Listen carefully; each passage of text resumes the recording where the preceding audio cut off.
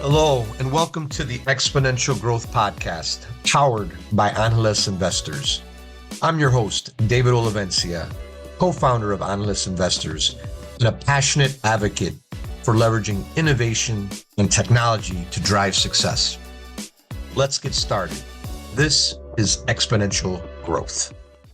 All right, everyone. Well, hey, welcome to another edition of the Exponential Growth Podcast. I'm your host, David Olivencia, and delighted today to have with us an amazing leader across multiple, not only Fortune 100 companies, we're talking Fortune 10 companies, leading in areas of technology disruption, technology change, automation, in some very, very cool roles, and have seen a lot. And you think you're going to be very excited about the leader that we have with us today, Diego Ocampo. Diego, welcome to the Exponential Growth Hey, Podcast. David.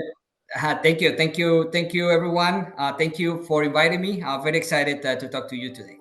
Oh, so excellent. We're gonna have a great time. So, Diego, first of all, I always like to start these podcasts out. Tell us a little bit about you, your story, how you got to where you are. Would love to let our audience hear that. Okay, well, so first of all, I was born and raised in Colombia. I moved to the US over 20 something years ago to go to engineering school. Then through an organization called CHEP, Society of Hispanic Professional Engineers, I landed a role in Verizon in the network engineering organization. Um, and during my time at Verizon, I spent actually 14 years at Verizon. That's actually where we met, working together. So I performed different roles, starting with the engineering organization, then moved to the supply chain organization, finally did some business development. I was part of the team in Verizon, and I'm talking years ago, that launched the Verizon NFL mobile application. Oh, You wow. know, That's right.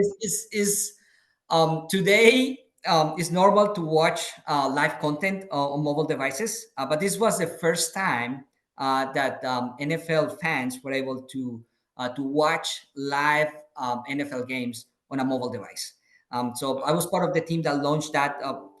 I think about 12 years ago.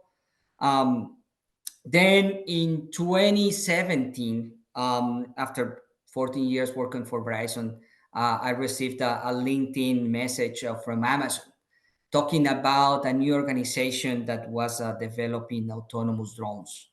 That Wow. got me that got me very interested on what was going on there. I started the interview process. I started the meeting the team, and I realized that the potential of drones at the time, and decided to leave Verizon and join Amazon. And Um, this was roughly how long ago? Because I mean, drones are they're kind of big now, but this was a while ago when drones were just kind of starting. What year was this roughly? so this is 2017. So we're Okay, talking so they're about barely, yeah, they're barely out there. I mean, drones are like, they kind of hear about them. Not like we heard like 3 or 4 months ago with all the drones over New Jersey and stuff like that, right? correct, correct. At the time, I wasn't even aware that Amazon was attempting to do parcel deliveries using autonomous drones. Yeah. So that's something that got me very interested. I decided to take the jump, leave Verizon, leave New Jersey, move to Seattle. Um, so we ended up moving to Seattle. I work on the autonomous on the primary team, supporting the development of the drones. That was very interesting, very eye opening. I got exposed to quite different, a lot of the technologies, I had a great time with this team. Then I was offered an opportunity to join the team that was introducing electric delivery vans. Amazon had purchased over 100,000 delivery vans from Rivian, and they asked me to come and join the team that was supporting the introduction of the vans within the Amazon fleet. Um, Got it. So they buy these vans from, and these are interesting, like the way they're structured and cut out. But they cut the deal with Rivian. They buy these vans, and then you're brought on to help them figure out how do they most efficiently throw them into the supply chain, right? Correct. So it's pretty much a Amazon design of the bands. Yeah. We Amazon just buys the this what we call the skateboard up from Rivian, um, Uh-huh. and those are being used. I think we have Amazon has over 20,000 delivery vans on the road right now, delivering packages, tens of thousands of packages every day, as you can imagine. Yeah. I think I Using see one as I electric. look out my window. I see one driving by me. They're out there all the time.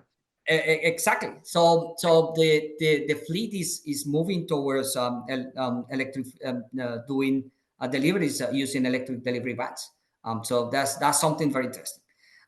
Then after that was being completed, I ended up getting in touch with a very small team at the time called Amazon Project Kuiper. Um, and Amazon Project Kuiper is an Amazon organization that is developing and launching, because they're in the process of launching low Earth orbit satellites to provide connectivity worldwide. It's going to be a fleet of 3,236 satellites that will be providing connectivity worldwide. Wow. Yeah. And that now, and where was that? Where was that when you took that role? Where was that role at? So that was in Seattle. Okay, that Um, was in Seattle as well. and actually they were looking for somebody to do partnerships with telco providers, um, and of course the first one was Verizon. um, Yeah. so I ended up working with Verizon, and create a partnership that is public now. Yeah. um, and after the Verizon, I was able to get another partnership done with Vodafone. And then after that, I got an opportunity to leave Amazon and join a startup. That was something that I was always that was always on my mind, right?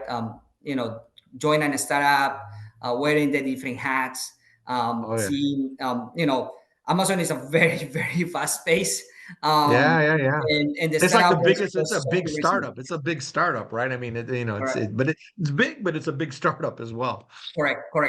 So I joined the startup. I joined as a director of technology partnerships. I joined the startup. I was with them for 2 years, until Verizon called, until Amazon called again. There was an opportunity for within the supply chain, and the Primer team. Primer was the team developing the drones. So I joined. So I joined this organization about a year ago. And about 3 weeks ago, 4 weeks ago, I took a new role in the global corporate procurement organization, leading an AI tool that is automating procurement processes within Amazon. So, in a summary, Yeah, that's the last 20 something years of my life. well, and it's always somewhat at the forefront of different technologies, right? Whether it's mobile and video and how it's used in the NFL, the drones, right? And when they were just kind of starting out and figuring out what the heck they're going to do. And then they got these vans, and how do you implement them in the supply chain, right? And then the big one is like in just the space, right? What we're doing in satellites and satellite communicate. I mean, there's always been some things now, but what the things that are happening there, not only with Amazon, Starlink and others, and I'm seeing it, it's amazing. And then going back right to go back to drones and now automating with AI. So you've had a really good sense of some diverse technologies and this is at scale, right? This is with some of the biggest companies in the world, right? Which is amazing, Diego. So that gives us so now you've seen all these technologies. So if you were to just say, hey, when I think of all this a history of disruptive technology, what I see today, when I see in the future with these, what's the two or three big technologies that you think these our listeners should just keep on their mind and be aware of? Well, of course, everybody's talking about AI, right? AI and machine learning. That's something that we have been working on for a long time. But this is something that definitely is gonna revolutionized a lot of industries, right? From healthcare to finance, education, manufacturing, supply chain. There's going to be a lot of disruption on those industries. So that's something that everybody should keep in mind. Um, Something else that is coming, still, I think, on the earliest stages, but I see a big opportunity is going to be quantum computing, right? Hmm. Um, um, with quantum computing, we're going to have the ability to solve very complex problems that today we're not able to solve yet. I think there's going to be also a revolution on different fields, like for drug discovery, from financial modeling, climate predictions. So I think that's another technology that we need to keep in mind. And the third one, which is, I think, combines or couples everything that we've been talking about, is advanced robotics, because we the integration of artificial intelligence, all the machine learning that we're experiencing. I think there's going to be a wider variety of fields that are going to be adopting these advanced robotics, like, again, healthcare, agriculture, logistics, right? We were talking about drones earlier, and that's a big opportunity to integrate on your logistics businesses.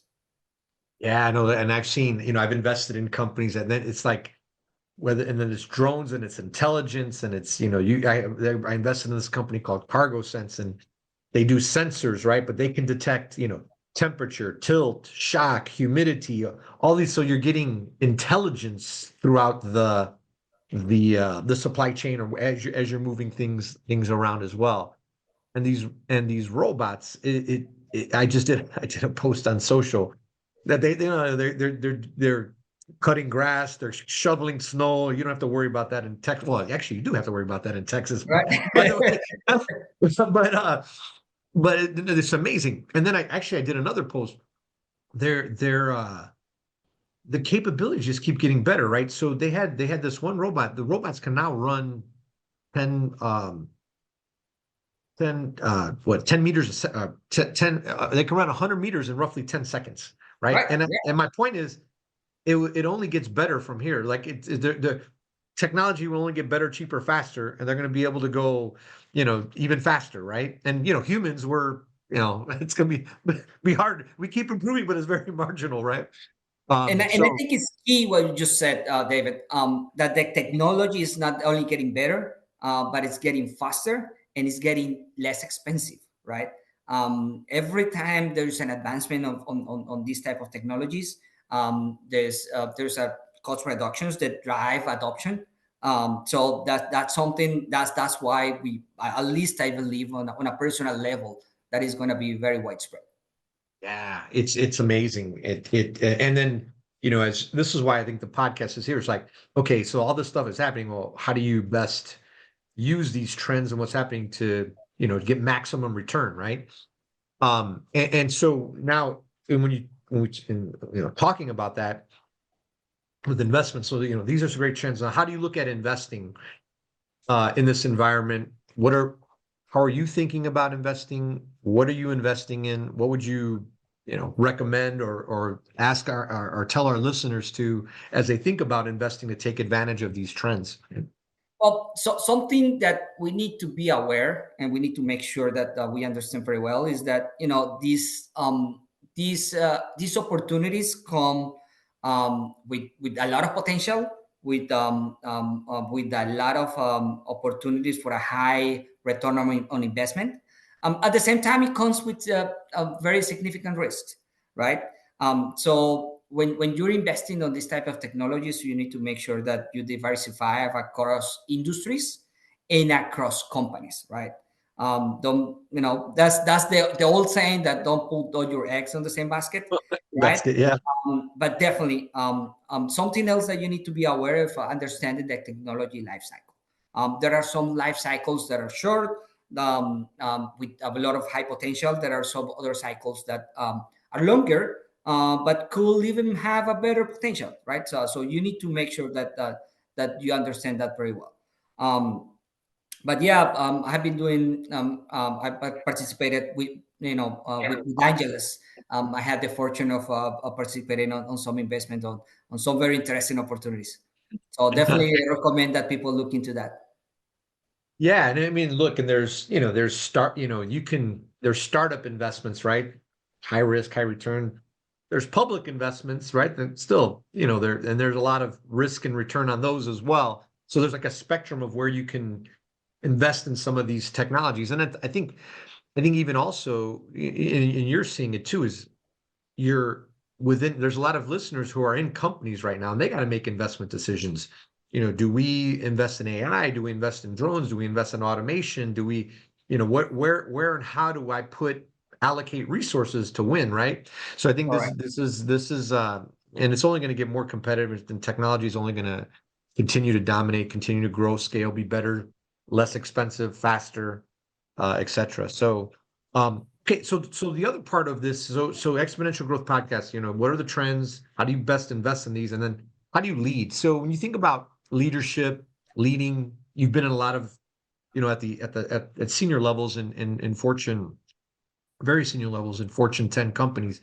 What are some just, couple of things that you'd say like to our listeners, and just a couple leadership principles, or the big leadership principles that you'd recommend that they think about in this environment of exponential change? Well, so within Amazon, most of our decisions are driven through the Amazon leadership principles. I think one of that is more important for me and for most Amazonians is being customer centric, right? Being focused on the customer, understanding how you bring value to the customer. I think is one of the most important. Another one is a bias for action. Everything that you see an opportunity at, everything that you see a problem, taking action, seeing how can you help, what can you do, how can that problem be solved. Um, Within that regards, also trying to make sure that you are sharing the knowledge that you gain, right? Being Hmm. somebody that is open to sharing, that is open to contribute to not only your goals but the goals of other organizations. I think that's key. Yeah, those, I think this whole I mean, think about Amazon, that's been like there since the beginning. Just obsession, understanding the customer, solving their needs, anticipating what they're going to want, right? The recommendations, and always thinking about that. And then I love the bias for action. I've come across this in my career. So a lot of people who talk about things, they say, "Oh yeah, oh that's right, we should." Or, "Oh, that's a great idea. Wow, what if we?" This is you hear a lot of that, but this whole, okay, great. Well, are you going to take action, or are you just going to talk about it, right? And experimentation, right? Which is another. Right. Take it, try it, make mistakes, right? And you got to make some mistakes. I think there's a quote. I think it's by Jeff Bezos. Is if you're not making mistakes, you're not innovating enough, or something like that, right? You're not And fail fast, right? yeah. If you're gonna fail fast, do it. Fail fast, It's learn. part of the learning opportunity. Right, Um, and it's not easy. Like a lot of cultures, it's like it's not. People don't like to fail. They don't like to be. They're embarrassed by it. It's career limiting. So that, yeah, those are really good insights and also the other tenants that Amazon has as well. Well, Diego, I want to thank you for sharing your insights, your perspectives here. Where can our listeners keep up with you on social, or how do they keep up with you on social media? Normally, I'm very active on LinkedIn. Definitely, LinkedIn is the best networking tool that we have. Um, I need to be more proactive because mine is a little outdated. I need to work on that. I'll definitely carve sometime this quarter to update it. But definitely, LinkedIn is not only a great a networking tool, but also a good opportunity a good tool to keep up with your contacts. And I think personally, one of my personal beliefs is that the greatest treasure that I have from my career is the contacts that I have been able to create during my 20-something years of professional career. And LinkedIn allows me to keep in touch with everyone. So definitely, that's the best recommendation I can give you. That's great. Well, hey, so those who are listening, connect with Diego on LinkedIn. A lot of, just a diverse, strong technology background and some amazing companies. Diego, again, thank you. Thank you for participating in this Exponential Growth podcast. Look forward to staying in touch, my friend. Have a good one. Wonderful. Thank you, David. All right. Really appreciate your time. All right. Thank you.